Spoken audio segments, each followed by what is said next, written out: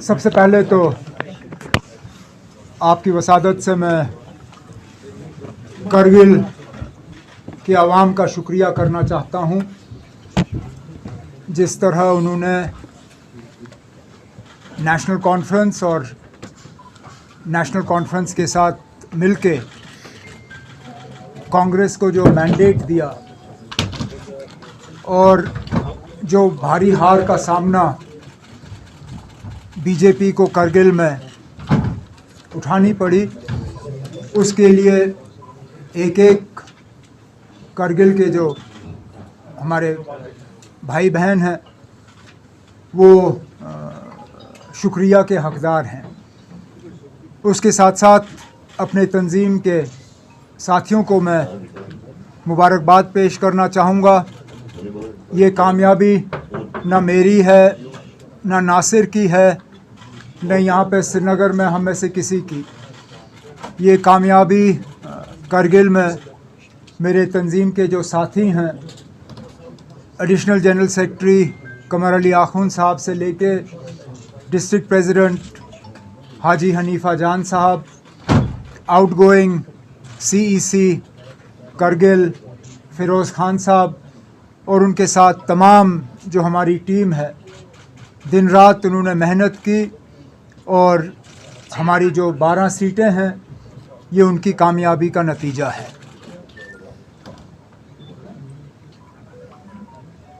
मैं वक्तन फ़वक्तन आप सबों के साथ जहाँ कहीं मुलाकात हमारी हुई है, अक्सर बेशतर आप लोगों ने इलेक्शन के बारे में पूछा और कहा कि इलेक्शन की तैयारी कैसे चल रही है, नेशनल कॉन्फ्रेंस इलेक्शन को किस तरह देखती है। और हमेशा मेरा जवाब आपको यही था कि इलेक्शन के लिए हम तो तैयार हैं, लेकिन न मरकज़ की हुकूमत तैयार है, न बीजेपी वाले तैयार हैं, क्योंकि वो डरे हुए हैं, वो लोगों का सामना करना नहीं चाहते। आज सबूत आपके सामने है। 2019 अगस्त 5 के बाद पूरे मुल्क को, न सिर्फ मुल्क को बल्कि दुनिया भर में बीजेपी ने ये फैलाने की कोशिश की कि जम्मू कश्मीर का बंटवारा, बिलखसूस लद्दाख को जम्मू कश्मीर से अलग करना, ये लद्दाख के लोगों की दिल की तमन्ना थी, उनकी ख्वाहिश थी और उस ख्वाहिश को पूरी की गई। आज ये साबित हुआ कि जम्मू कश्मीर को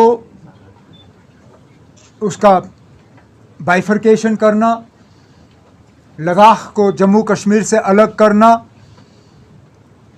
जितना ये हमें कश्मीर में बुरा लगा, जितना आज हम कहें कि जम्मू को भी ये पसंद नहीं आई बात, इतनी ही ये बात जो है करगिल के लोगों को खटकती है।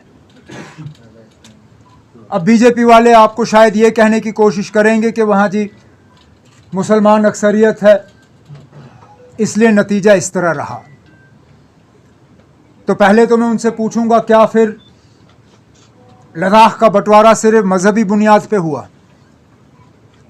क्या सिर्फ मजहब देख के हुआ?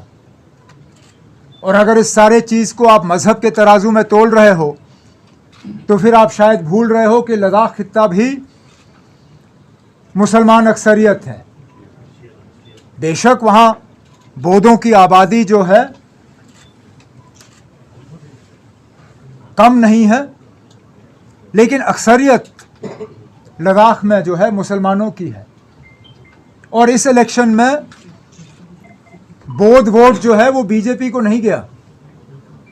अगर गया होता तो नतीजे शायद अलग होते। इस इलाके से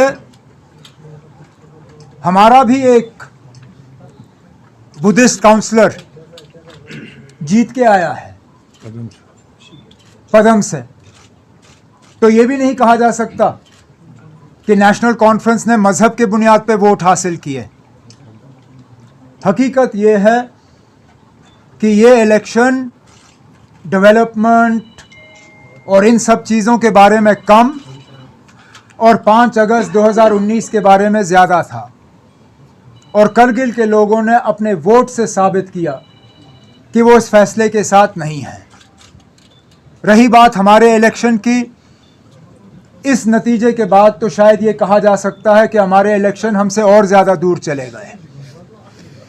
अभी तक तो हमें ये उम्मीद दी जा रही थी कि असेंबली के इलेक्शन नहीं होंगे, लेकिन सुप्रीम कोर्ट में जब 370 को लेके बात चल रही थी तो वहाँ पे हुकूमत के तरफ से ये कहा गया था कि पंचायत और अर्बन लोकल बॉडीज़ के इलेक्शनों की तैयारी की जा रही है।